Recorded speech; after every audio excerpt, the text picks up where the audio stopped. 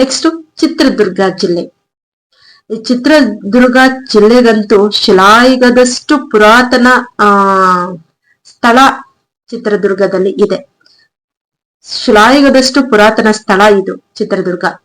ಕುತೂಹಲ ಮೂಡಿಸುವ ಸ್ಥಳ ಪುರಾಣಗಳು ಕೂಡ ನಮ್ಗೆ ಇಲ್ಲಿ ಲಭ್ಯವಾಗಿವೆ.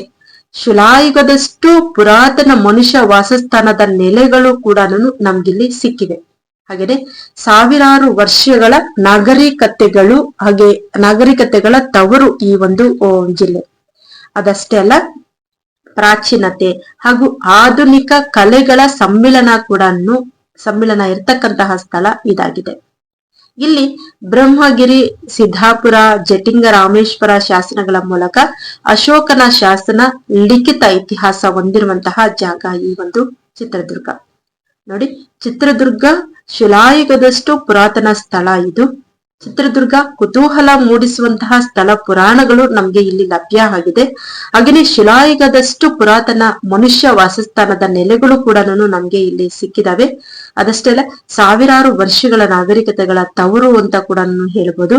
ಪ್ರಾಚೀನತೆ ಮತ್ತು ಆಧುನಿಕತೆಗಳ ಸಮ್ಮಿಳನ ಸ್ಥಳ ಇದಾಗಿದೆ. ಪ್ರಾಚೀನ ಇತಿಹಾಸ ಹೊಂದಿದೆ, ಹಾಗೆ ಆಧುನಿಕತೆಯ ಒಂದು ಸಮ್ಮಿಳನ ಕೂಡ ಒಳಗೊಂಡಿದೆ. ಇಲ್ಲಿ ಬ್ರಹ್ಮಗಿರಿ, ಸಿದ್ದಾಪುರ, ಜಟಿಂಗ ರಾಮೇಶ್ವರ ಶಾಸನ ನಮ್ಗೆ ಸಿಕ್ಕಿದೆ. ಹಾಗೇನೆ ಅಶೋಕನ ಶಾಸನದ ಲಿಖಿತ ಇತಿಹಾಸ ಕೂಡ ಒಳಗೊಂಡಿದೆ ಚಿತ್ರದುರ್ಗ ಜಿಲ್ಲೆ. ನೆಕ್ಸ್ಟ್ ಬಂದು ದಕ್ಷಿಣ ಕನ್ನಡ ಜಿಲ್ಲೆ. ಕರ್ನಾಟಕದ ಮತ್ತೊಂದು ಪ್ರಮುಖ ಜಿಲ್ಲೆ ದಕ್ಷಿಣ ಕನ್ನಡ ಜಿಲ್ಲೆ. ಶೈಕ್ಷಣಿಕ ಚಟುವಟಿಕೆಗಳ ಕೇಂದ್ರ ಈ ದಕ್ಷಿಣ ಕನ್ನಡ ಜಿಲ್ಲೆ.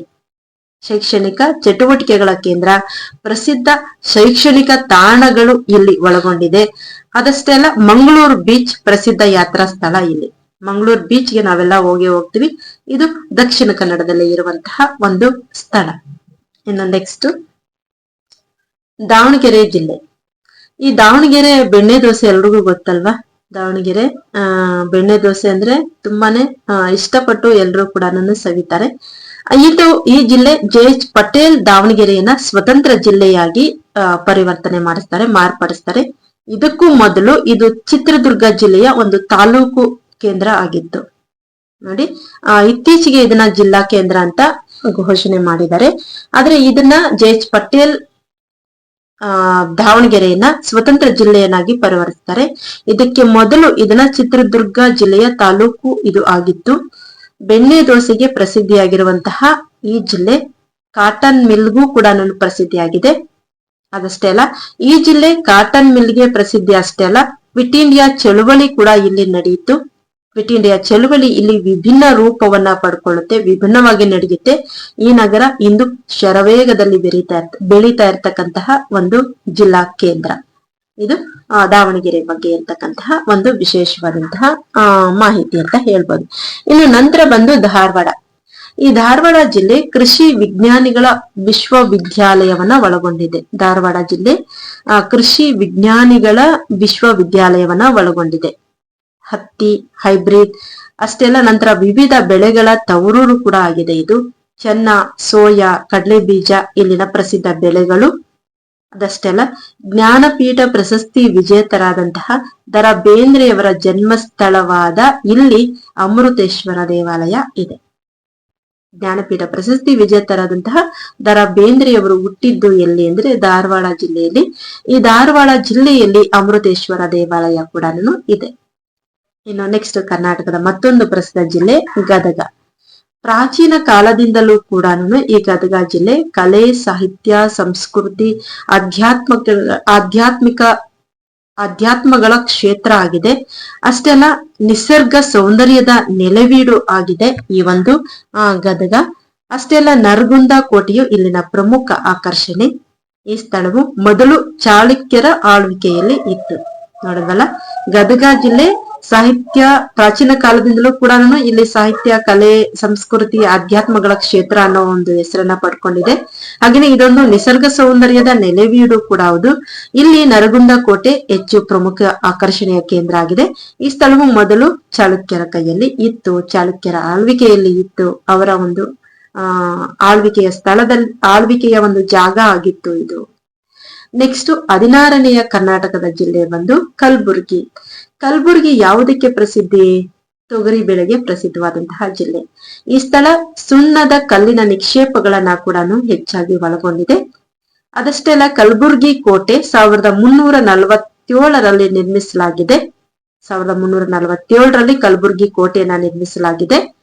ಪ್ರಸ್ತುತ ಈ ಒಂದು ಕಲಬುರ್ಗಿ 11 ತಾಲೂಕುಗಳನ್ನ ಒಳಗೊಂಡಿದೆ ಕಲಬುರ್ಗಿ ಜಿಲ್ಲೆ. ನಂತರ ಹಾಸನ, 17ನೆಯ ಕರ್ನಾಟಕದ ಜಿಲ್ಲೆ ಹಾಸನ. ದಕ್ಷಿಣ ಭಾರತದ ವಿಸ್ತಾರ ಆಳ್ವಿಕೆಯನ್ನೊಳಗೊಂಡ ಮತ್ತು ಬಲಿಷ್ಠ ಸಾಮ್ರಾಜ್ಯಗಳಲ್ಲಿ ಒಂದಾಗಿದ್ದಂತಹ ಹೊಯ್ಸಳರು ತಮ್ಮ ಆಳ್ವಿಕೆಯ ಉತ್ತುಂಗದಲ್ಲಿ ಹಾಸನ ಜಿಲ್ಲೆಯ ಆಡಳಿತ ಕೇಂದ್ರವನ್ನ ಸ್ಥಾಪಿಸಿಕೊಂಡಿದ್ರು. ಬೇಲೂರಿನ ಗೊಮ್ಮಟೇಶ್ವರ ದೇವಾಲಯ ವಿಶ್ವ ಪ್ರಸಿದ್ಧವಾಗಿದೆ, ನಮ್ಗೆಲ್ಲ ಗೊತ್ತಿರೋ ಹಾಗೆ. ಹೀಗೆ ಹಾಸನ ಜಿಲ್ಲೆ ಕೂಡ ಕರ್ನಾಟಕದಲ್ಲಿ ಪ್ರಮುಖ ಜಿಲ್ಲೆ. ನೋಡಿ, ಹಾಸನ ದಕ್ಷಿಣ ಭಾರತದ ವಿಸ್ತಾರ ಆಳ್ವಿಕೆಯನ್ನೊಳಗೊಂಡ ಮತ್ತು ಬಲಿಷ್ಠ ಸಾಮ್ರಾಜ್ಯಗಳಲ್ಲಿ ಒಂದಾದಂತಹ ಹೊಯ್ಸಳರು ತಮ್ಮ ಆಳ್ವಿಕೆಯ ಉತ್ತುಂಗದಲ್ಲಿ ಹಾಸನ ಜಿಲ್ಲೆಯನ್ನ ಆಡಳಿತ ಕೇಂದ್ರವನ್ನಾಗಿ ಮಾಡಿಕೊಂಡಿದ್ರು. ಅದಷ್ಟೇ ಅಲ್ಲ, ಬೇಲೂರಿನ ಗೊಮ್ಮಟೇಶ್ವರ ದೇವಾಲಯ ವಿಶ್ವ ಪ್ರಸಿದ್ಧಿಯನ್ನ ಪಡ್ಕೊಂಡಿದೆ. ಇದು ಇರುವಂತಹದ್ದು ಹಾಸನ ಜಿಲ್ಲೆಯಲ್ಲಿ. ನೆಕ್ಸ್ಟ್ ಹಾವೇರಿ ಜಿಲ್ಲೆ, ಕರ್ನಾಟಕದ 18ನೇ ಜಿಲ್ಲೆ ಹಾವೇರಿ. ಸಂತ ಶಿಶುನಾಳ ಶರೀಫರ ಮತ್ತು ಕನಕದಾಸರ ಸರ್ವಜ್ಞ ಕವಿಯ, ಹಾಗೇನೆ ಹಾನಗಲ್ ಶಿವಕುಮಾರ್, ಶಿವಯೋಗಿಗಳ, ಗಾನಯೋಗಿ ಪಂಚಾಕ್ಷರ ಗವಾಯಿಗಳ, ಜ್ಞಾನಪೀಠ ಪ್ರಶಸ್ತಿ ವಿಜೇತ ವಿ.ಕೃ. ಗೋಕಾಕರು ಜನಿಸಿದಂತಹ ಹೆಮ್ಮೆಯ ಜಿಲ್ಲೆ ನಮ್ಮ ಹಾವೇರಿ ಜಿಲ್ಲೆ. ನೋಡಿ, ಹಾವೇರಿ ಜಿಲ್ಲೆಯಲ್ಲಿ ಸಂತ ಶಿಶುನಾಳ ಶರೀಫರು ಜನಿಸ್ತಾರೆ, ಕನಕದಾಸರು ಜನಿಸಿದ್ದು ಇಲ್ಲಿ, ಸರ್ವಜ್ಞ ಕವಿ ಜನಿಸಿದ್ದು ಇಲ್ಲಿ, ಹಾನಗಲ್ ಶಿವಕುಮಾರ್ ಅವರು ಜನಿಸಿದ್ದು ಇಲ್ಲಿ, ಶಿವಯೋಗಿಗಳು ಜನಿಸಿದ್ದ ನಾಡು ಇದು. ಹಾಗೆ ಗಾನಯೋಗಿ ಪಂಚಾಕ್ಷರ ಗವಾಯಿಗಳ ಒಂದು ತವರೂರು, ಗಾನಯೋಗಿ ಪಂಚಾಕ್ಷರ ಗವಾಯಿಗಳು ಜನಿಸಿದಂತಹ ನಾಡು. ಹಾಗೆಯೇ ಜ್ಞಾನಪೀಠ ಪ್ರಶಸ್ತಿ ವಿಜೇತರಾದಂತಹ ವಿ.ಕೃ. ಗೋಕಾಕರು ಜನಿಸಿದಂತಹ ಹೆಮ್ಮೆಯ ಜಿಲ್ಲೆ ನಮ್ಮ ಹಾವೇರಿ ಜಿಲ್ಲೆ.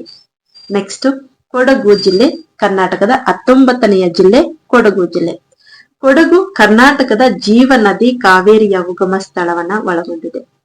ನೋಡಿ, ಕರ್ನಾಟಕದ ಜೀವನದಿ ಉಗಮವಾಗುವಂತಹ ಸ್ಥಳ ಯಾವುದು ಅಂದ್ರೆ ಕೊಡಗು ಜಿಲ್ಲೆ. ಹಾಗೇನೆ ಜುಲೈ ಮತ್ತು ಆಗಸ್ಟ್ ನಲ್ಲಿ ಮಳೆಯ ತೀವ್ರತೆ ಅಧಿಕವಾಗಿರುವಂತಹ ಜಿಲ್ಲೆ ಈ ಒಂದು ಕೊಡಗು ಜಿಲ್ಲೆ.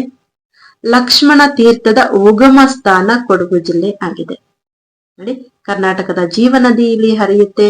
ಹಾಗೆ ಕಾವೇರಿಯ ಉಗಮ ಸ್ಥಳ ಕೊಡಗು ಆಗಿದೆ. ಹಾಗೇನೆ ಆಗಸ್ಟ್ ನಲ್ಲಿ ಮಳೆಯ ತೀವ್ರತೆಯಿಂದಾಗಿ ಇಲ್ಲಿ ಅಧಿಕವಾಗುವಂತಹ ಆ ಒಂದು ಮಳೆಯ ತೀವ್ರತೆ ಹೆಚ್ಚಾಗಿರುವಂತಹ ಜಿಲ್ಲೆ ಇದು. ಹಾಗೇನೆ ಲಕ್ಷ್ಮಣ ತೀರ್ಥದ ಉಗಮ ಸ್ಥಾನ ಕೊಡಗು ಜಿಲ್ಲೆ ಆಗಿದೆ. ಇದು ಕೊಡಗು ಜಿಲ್ಲೆಯ ಬಗ್ಗೆ ವಿಶೇಷ ಮಾಹಿತಿ.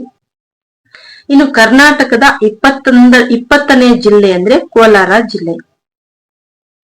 ಚಿನ್ನದ ನಾಡು ಕೋಲಾರ ಕರ್ನಾಟಕದ 20ನೆಯ ಜಿಲ್ಲೆ. ಇಲ್ಲಿಯ ಚಿನ್ನದ ಗಣಿಗಾರಿಕೆ ವಿಶ್ವ ಪ್ರಸಿದ್ಧಿಯನ್ನ ಪಡ್ಕೊಂಡಿದೆ.